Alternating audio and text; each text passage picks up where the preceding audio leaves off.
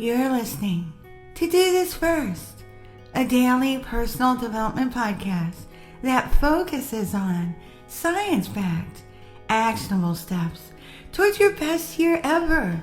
Hi, I'm Sandy, your host. Today, we're continuing with the Greatest Poets of All Time series with installment number 8.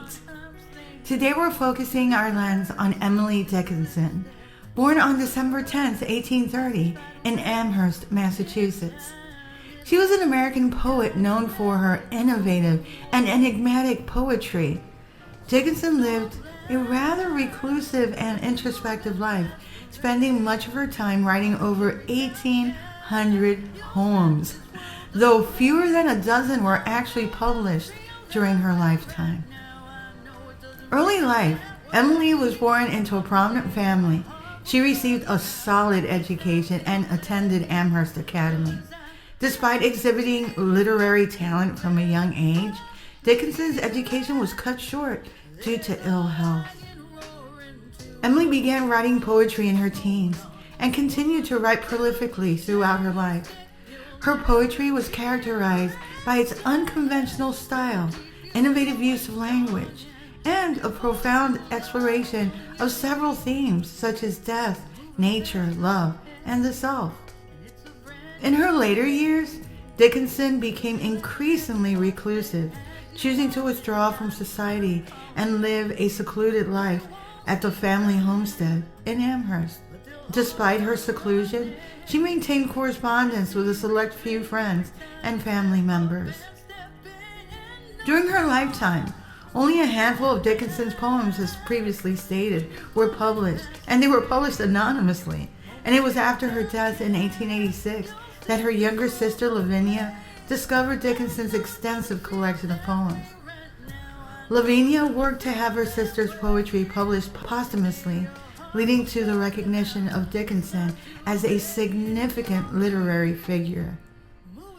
Emily Dickinson's poetry has since been recognized for its profound insight, originality, and emotional depth. Her unconventional approach to form, punctuation, and language has cemented her reputation as one of America's greatest and most influential poets. Emily died on May 15, 1886. Her poetry gained increasing popularity in the 20th century, and she's now regarded as a seminal figure in American literature and a pioneer of modern poetry. Though she did live much of her life in relative obscurity, Emily's legacy does endure. One of the recurring themes Emily grappled with in her poetry was belonging, or one's place in the world. Her poems often touch upon feelings of isolation, the search for one's identity, and the quest for a sense of belonging in this vast and sometimes inscrutable world. Here are a couple of her poems that highlight these themes. This is my letter to the world. In this poem, Dickinson reflects on her role as a poet and her relationship with the world around her. She expresses a sense of detachment and longing for connection, presenting the act of writing as a way to bridge the gap between herself and the world. Here are a couple of lines from the poem that speak to the theme of belonging. This is my letter to the world that never wrote to me. These lines are heartbreaking. They convey a poignant sense of yearning for recognition, communication, and a place within the larger world. Another poem, I Dwell in Possibility. In this poem, Dickinson celebrates the power of imagination and the limitless potential that exists within the individual. The speaker contrasts the confines of reality with the boundless realms of possibility, suggesting that the true sense of belonging may be found in the inner world of creativity and vision. Here are a couple of lines that evoke a sense of place and belonging. I dwell in possibility, a fairer house than prose. These lines convey a sense of liberation and belonging found within the realm of imagination and creativity, and emphasizing the ability to carve out a space of belonging that transcends the limitations of the physical world. Through Emily's introspective and evocative poetry, she dives into the themes of belonging, isolation, and the search for one's place in the world, offering us profound insights into the complexities of human existence and the quest for connection and meaning. Again, it is heartbreaking that despite her incredible talent, Emily Dickinson led a rather solitary life, but longed for deeper connections with others. No one should feel this way.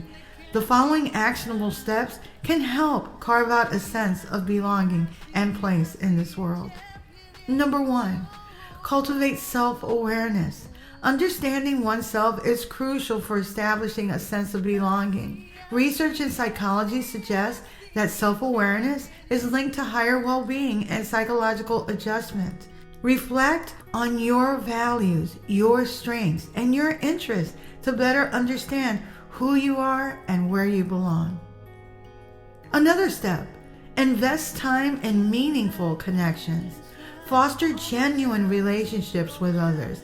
Studies have shown that social connections are crucial for well-being and a sense of belonging. Actively seek out opportunities to engage with like-minded humans who share your values and interests. Another step in carving out our place in this world, or our sense of belonging, is engaging in creative expressions. Like Dickinson explored in her poetry, engaging in creative activities can help find outlets for self-expression and identity formation. Research also indicates that creative expression can contribute to emotional well-being and self-discovery. Stuckey and Noble, 2010. Another step, connect with nature. Nature can provide a sense of place and connection to the world.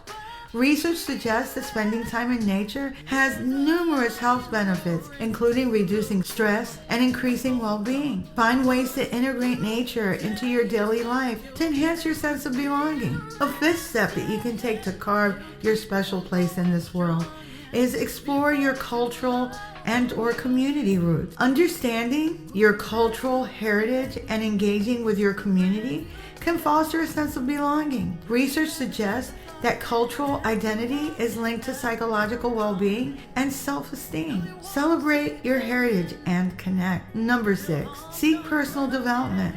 Embrace opportunities for personal growth and learning.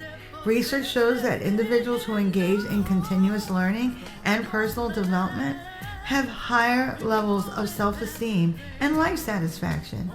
Challenge yourself to step out of your comfort zone and explore new possibilities. Number 7, practice gratitude. Cultivating gratitude for the people, experiences, and opportunities in your life can enhance your sense of belonging and connection. Research has shown that gratitude is linked to increased well-being, resilience, and positive relationships. Emmons and McCullough, 2003.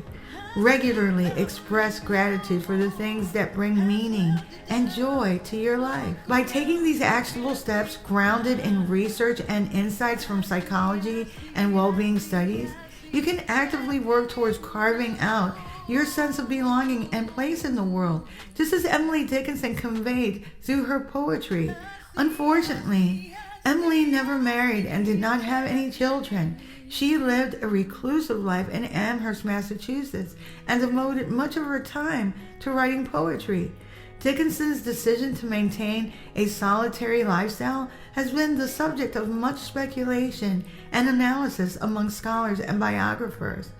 While she had close relationships with family members and corresponded with a few acquaintances through letters, she chose to lead a largely private and introspective existence, focusing on her creative pursuits and the exploration of profound themes in her poetry. And it is through her poetry that we can glean that she really did want more meaningful and deep connections. If you like what you're hearing, don't forget to leave a review.